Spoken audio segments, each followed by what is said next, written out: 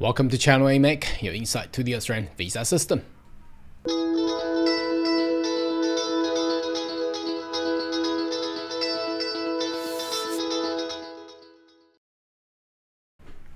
Good day everyone, my name is Carl Young, your online YouTube visa consultant.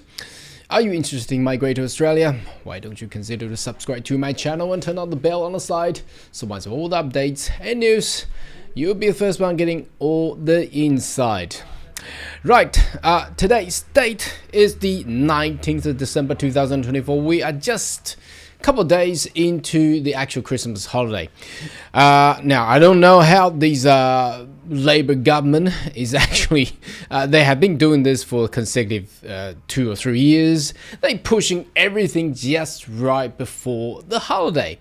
Now, one thing I wanted to mention in regards to the 485 visa, there's an increase of fee, and they just done it, yesterday.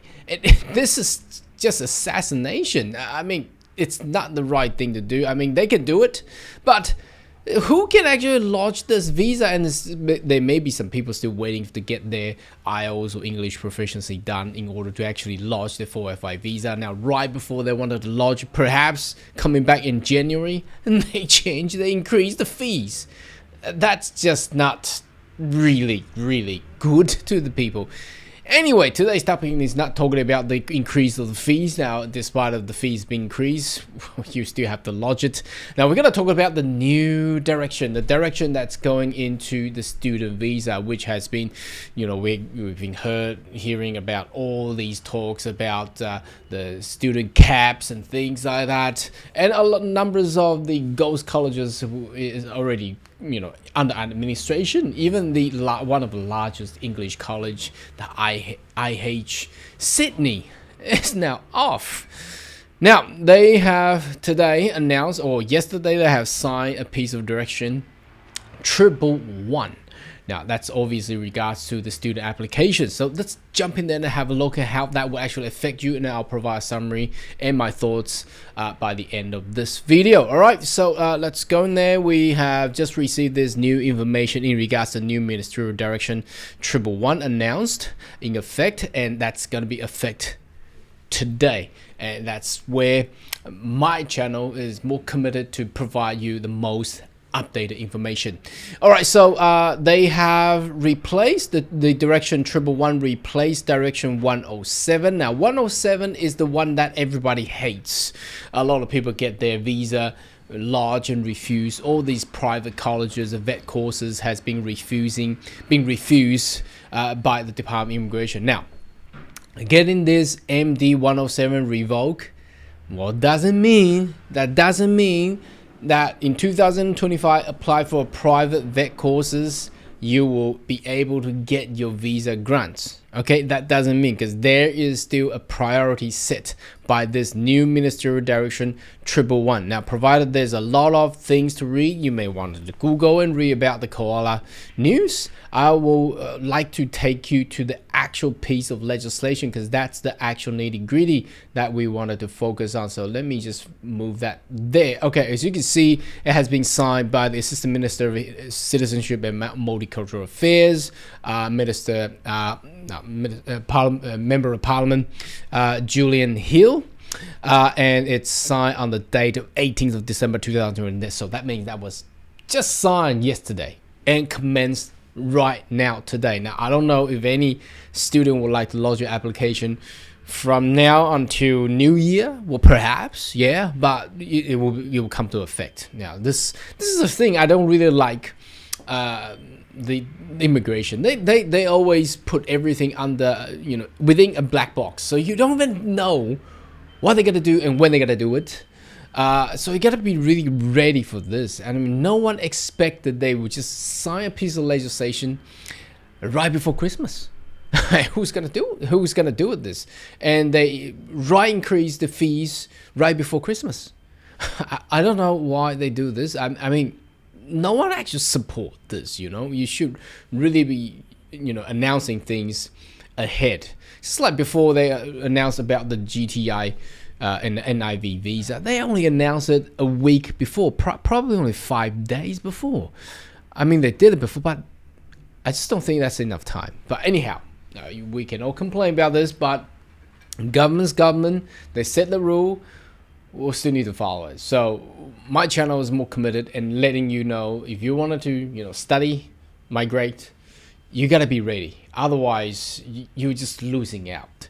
All right. So direction 111. Order of consideration. Now the name of this is very important. It says order of consideration disposing offshore subclass 500 student visa applications. So does it affect onshore? No, it doesn't affect. Now, would the onshore be more prioritized? No, not really. Onshore will be under a normal processing time. Now, what is a normal processing time? Look, no one defines it. Government did not define it, and then there is no priority set by the onshore, perhaps. But still, does that mean applying a vet courses of private colleges onshore you will get a visa? No, again, because there is still. I've done a video on this one. There is still so-called de facto cap on student visas because they still want to control it. Yesterday's news came out. They talked about there has been a decrease of net migration. However, there's still 80,000 above their plan. So I assume in 2025 they will continue to suppress and depress the actual student applications. I think this will still be the norm. So this direction 111 does not mean they have opened the door and gates for everybody to apply. I think the framework is still the same. All right, it's not a major. I don't think it's a major change. The only thing they have giving out incentive is we read on is for the TAFE. So the public vet courses of TAFE. Anything else, I think from what I see, is still the same. All right, so they have in this piece of direction, law. Okay, the only differentiation is the private vet courses, and as you see, they have now putting a new definition on TAFE providers. Okay, so they wanted to save their own public TAFEs. Okay, not the other private colleges. They even put interpretation on this one. So let's jump in there and have a look. So you see that's TAFE providers means the Technical and Further Education Commission Act New South Wales. So New South Wales TAFE, Victoria TAFE, Queensland TAFE, Western Australian TAFE, and all the other TAFEs in all the states and territories. So that does not include any private vet providers. Okay, so any other vet providers out there, I was still not recommending people to actually go in there because it's just too risky. You waste your money and you get visa refused and you don't get prioritized. All right, okay, consideration, that's the main thing. So the direction says in determinant of the order of consideration of offshore subclass 500 visa, blah blah blah, and goes on with the we read on here. So there is going to be a priority 1 with a high and the priority 2. So standards, so high and standard. So there's no low. Okay, so who is low? I don't know. All right, I think there will still the risk level for passport country. I believe it will still apply. Okay, it will still apply. That means if you're country level 2 or 3, that's for example, that's like Vietnam or Thailand or those Latin American countries, then you might as well still apply for higher education. If you want to apply for TAFE or other vet courses, it'll still be high risk. But for the level 1 country, all right, for that means USA, Canada, all the European countries, Eastern Asian countries. If you want to apply TAFE, now it's safe. But if you want to apply for private vet courses, not safe. Okay, high risk. That's the basic rule for this new direction 111. All right, so what's the difference between the high priority 1 and priority 2? Priority 1 is applying for higher education and that meeting the prioritization threshold. Now, what does that mean? So what does that mean by priority threshold. So we need to go up and look up the definition. So priority threshold, here we go. It says for provider in higher education, vocational education, and training sector refers to 80% of the individual provider 2025 indicative allocation. So key thing is they looks like this piece of direction is only applied for 2025, so it's over 2026. Hopefully they save all the problem, but again, I think the economy of Australia is not really is suffering, so don't know, they may change this. All right, so if that less than 80% of their allocation for their intakes, which by means usually, so what does that mean? Let me explain this. So usually a provider, that's the institution, the school, universities, will let the government, and they have a system called PRISM, so-called PRISM, okay? They will know they have allocation. For example, this classroom can only hold 100 people, okay, 100 students. Now, so they can continue to admit and enroll international students. Now, if they reach 80 students already enrolled in this classroom, just give you an example, then you meet the threshold. Once you meet that threshold, then your prioritization will jump down to number 2.